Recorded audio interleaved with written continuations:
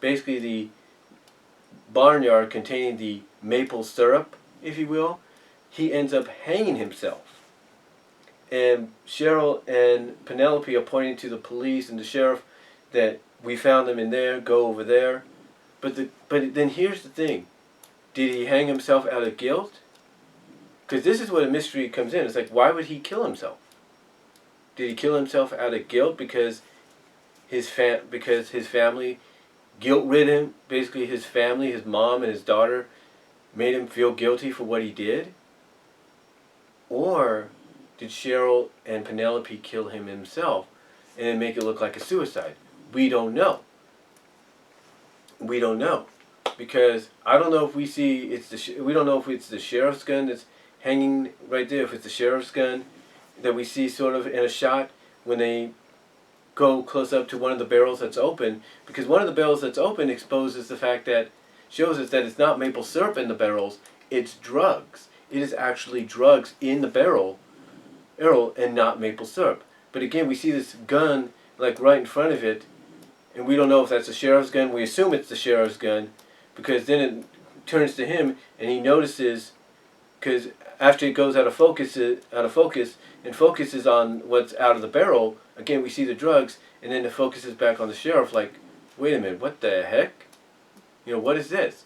So, yeah, basically Clifford Blossom either killed himself or Penelope and Cheryl did it out of spite and anger, and then found out the real truth behind the whole thing, that Clifford wasn't storing maple syrup. No, that in those buckets was not maple syrup, but in fact drugs. So in a way, Clifford Blossom was part of some kind of drug ring, some kind of drug operation. We don't know what it could be. And that's another mystery, another question that has to be answered. So that basically ends that episode, and we get a preview of next episode where it talks about new mysteries being solved, new secrets being revealed. We see Archie pounding on, looks like a frozen pond, or pounding on the ground or something.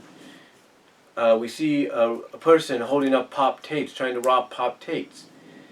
You know, we see not a chandelier, but a candelier. You know, those little candle settings being tossed down and burning. Being tossed down when it's lit and burning, or something like that. You know, obviously the season finale is going to have a lot more questions to be answered in the second season than what we've gotten here in the first season. So, overall though, yeah, I cannot wait for next week. I have that on DVR as well. Hopefully I'll be able to DVR it.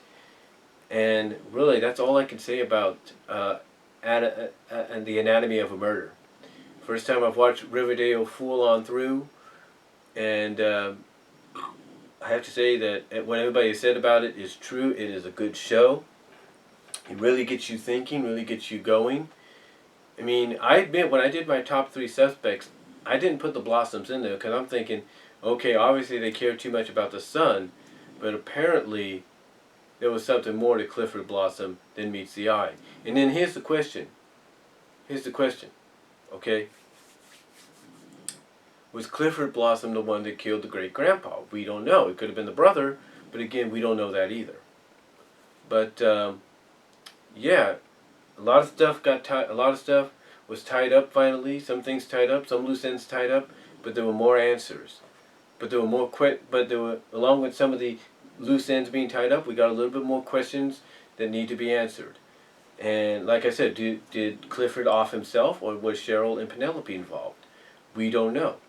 So we'll just have to wait and see what happens next week, because that's the finale that sets up to season 2.